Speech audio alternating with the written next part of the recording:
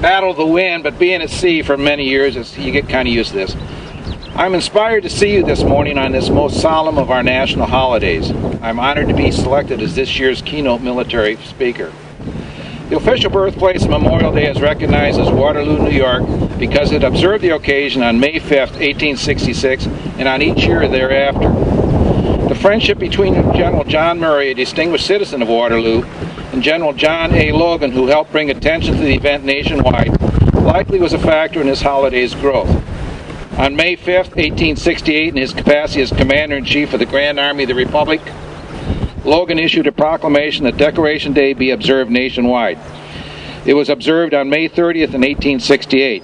I will now read General Orders Number 11, Grand Army of the Republic Headquarters. The 30th day of May, 1868, is designated for the purpose of strewing with flowers or otherwise decorating the graves of comrades who died in the defense of their country during the late rebellion and whose bodies now lie in almost every city, village, and hamlet churchyard in the land. In this observance, no form or ceremony is prescribed, but posts and comrades will, in their own way, arrange such fitting services and testimonials of respect as circumstances may permit. We are organized, as our regulations tell us, for the purpose, among other things, of preserving and strengthening those kind and fraternal feelings which have bound together the soldiers, sailors, and Marines who united to suppress the late rebellion. What can aid more to assure this result than by cherishing tenderly the memory of our heroic dead? We should guard their graves with sacred vigilance. All that the consecrated wealth and taste of the nation can add to their adornment and security is but a fitting tribute to the memory of her slain defenders.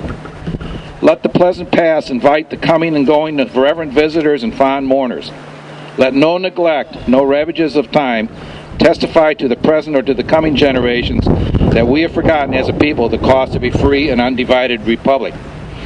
If other eyes grow dull and other hinds slack and other hearts cold in a solemn trust, ours shall keep it well as long as the light and warmth of life remain within us. Let us then, at the time appointed, gather around their sacred remains and garland the passionless mounds above them with the choicest flowers of springtime. Let us raise above them the dear old flag they waved. Let us in His solemn presence renew our pledge to aid and assist those whom they have left among us, the sacred charge upon the nation's gratitude, the soldiers and sailors, widows and orphans. It is the purpose of the Commander-in-Chief to inaugurate the observance with the hope that it will be kept up from year to year, while a survivor of the war remains to honor the memory of his departed comrades. He earnestly desires the public press to call attention to this order and lend its friendly aid in bringing it to the notice of comrades in all parts of the country in time of simultaneous compliance herewith. As we go about our activities today, let us not forget those who gave their lives so that we might enjoy the freedoms that so many of us have take for granted. All of you here have had or had a relative or a friend or know of someone who gave his or her life for their country. Today is the day we pay homage to those individuals. In my travels, both during my Navy career and subsequent retirement, I have been fortunate to visit many of the shrines, memorials, cemeteries erected to honor those servicemen and women who gave their lives for their country. The following poem was written by a retired Navy veteran, Jack Langham, in remembrance of one of those well-known memorials. We, my wife and I, visited yearly to honor my father-in-law, who was a survivor of the attack on Pearl Harbor, and at his request, his ashes were buried on the USS Arizona on December 7th, 1993. This is entitled, The Voice from the Arizona. It's time to break the silence I have kept for many years. I want to send a message to dry away your tears. Let my story be heard by mothers whose sons I still enfold, and to all the wives of loved ones who defended me brave and bold. To you who have served in battleships, or perhaps you shipped with me, you might be mourning a shipmate who is resting beneath the sea. My story began in Brooklyn. 1916 was the date. They christened me Arizona after the sunny baby state. I was a proud ship, Arizona, and my commissioning became complete the day I took my place in line with the mighty U.S. fleet. My bow cleaved through the water, my sister steamed at my side. I was part of the greatest Navy that ever graced a tide.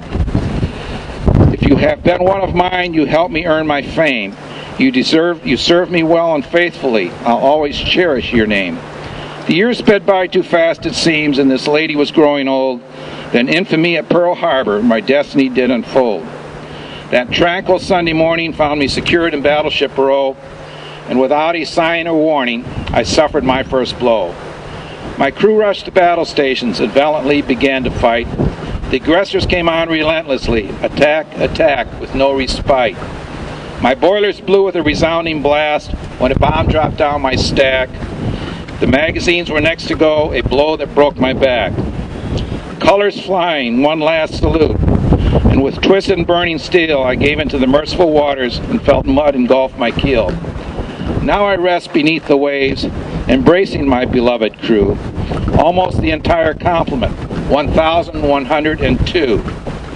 Though our worldly days are over, don't for a moment be misled. The spirit within me is still alive, kindled by the gallantry of my dead. We receive your prayers and tributes. We hear you toll our bell. We thank you for your reverence, much more than words can tell. If we could ask one thing of you, our sole request would be, do everything within your power to keep our nation strong and free. Thank you for your attendance today. God bless you and your loved ones. Thank you.